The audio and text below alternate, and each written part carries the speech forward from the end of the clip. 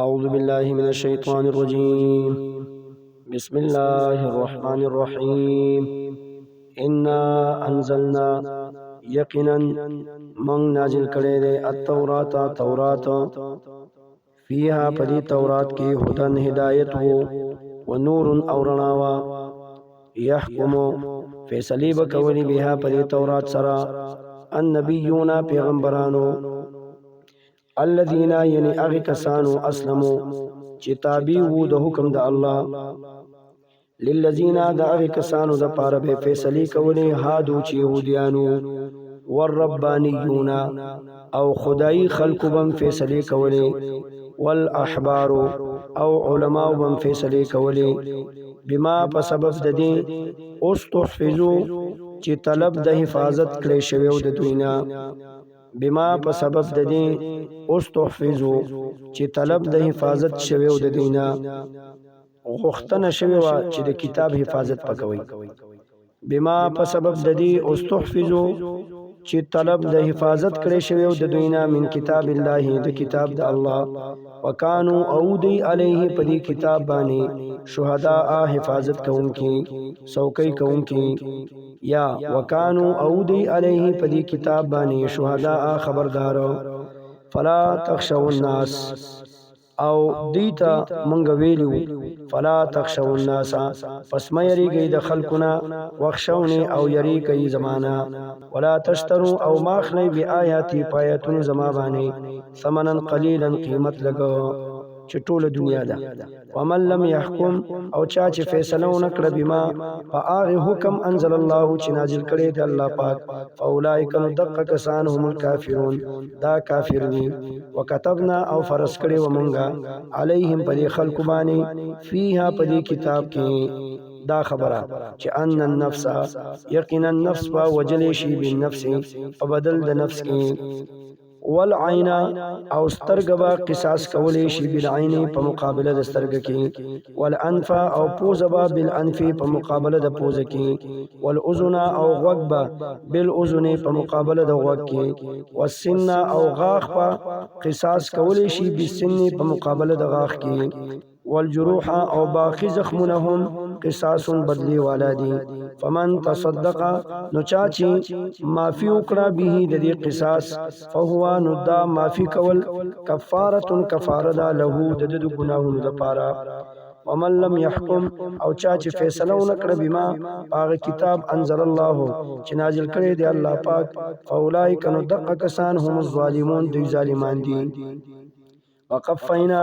او راول ګلمونګه علی آثارهم پنقش قدم د پیغمبرانو باندې بعیسی ابن مریم عیسی زوی د مریم علیه السلام مصدقا تصدیق کوونکی وو رښتینولی کوونکی وو لما د هغه کتاب بین یدیه چې دنه مخ کې وو من التورات چې تورات ته واتیناه او ورکړو موږ دته الانجیل انجیل فيه پدی انجیل کې هدن هدایت وو د عقیدی احکامات پکیو و نور او رڼا و پکی یعنی د عمل احکامات هم پکیو و مصدقا او تصدیق کوونکی دا انجیل لما د هغه کتاب بین یدیه چې د دې انجیل نمخ کې وو من التورات چې تورات ته و هدن او دا انجیل هدایت وو یعنی حق ترسون کې وو و موعظه او نصیحت للمتقین د پاره د پرهیزګارانو او ویلو مونږه وليحكم او فیصله دي کوي اهل الانجیل انجیل والا بما باغ حکم انزل الله چې نازل کړي دی الله پاک فيه په دې انجیل کې ومن لم يحكم او چا چې فیصله ونکړي بما باغ حکم انزل الله چې نازل کړي دی الله پاک فاولائک دق کسان هم الفاسقون خاص دینا فرمانه دي وانزلنا او نازل کړي دی مونږه الیک تا صلی الله علیه وسلم الکتاب کتاب بالحق د پاره د ښکار کولو د حق یا بالحق پرشتیا مصدقا تصدیق کوونکی دی رښتینولی کوونکی دی دا قران لما د هغه سو بین یدیه چې د دې قران د مخ کې دی من الکتاب چې کتابونه دي ومهیمنا او حاکم دی سوکی کون کې دے حفاظت کون کې دے علیه پدی کتابونو باندې فحکم نو فیصله کوا بینهم د خلق په میس کې بما په هغه کتاب انزل الله چې نازل کړي دی الله پاک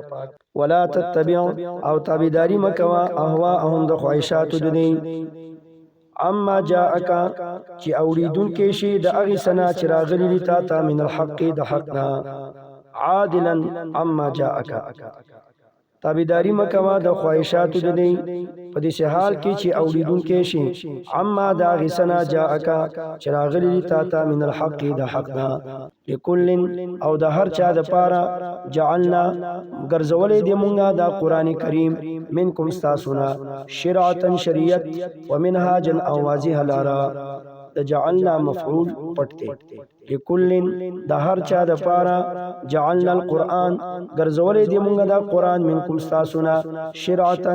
شریعت ومنهاجا او واضح لارا ولو شاء الله او کچرتا غختله الله پاک لجعلکم خامخا ګرځولې به تاسو امه واحده امت یو ولکن لیکن اراده کړی د الله پاک ليبلوکم چې امتحانو کې پتا سو فيما پاغس کې آتاکم چې درکړي دي تاسو ته فاستبقوا نولان دي شي دیو بلنا الخيرات نیکو اعمال ته الى الله خاص الله تمرجعکم واپس تاسو را جميعا د غوندو فینبئکم نو خبر بدر کی تاسو ته بما داغسو کنتم چې تاسو فيه پاغي کې تختلفون اختلاف کوي وانحكم او فیصله کوا صلی الله علیه وسلم بینهم د خلکو په مینس کې بما په هغه حکم انزل الله چې نازل کړي دی الله پاک بما په هغه کتاب انزل الله چې نازل کړي دی الله پاک ولا تتبع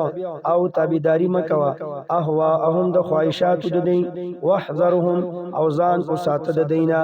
ان يفتنوک اسنه چې والی تعالی را ان باز ما د باز هغه سنا انزل الله چې نازل کړي دی الله پاک الیک تا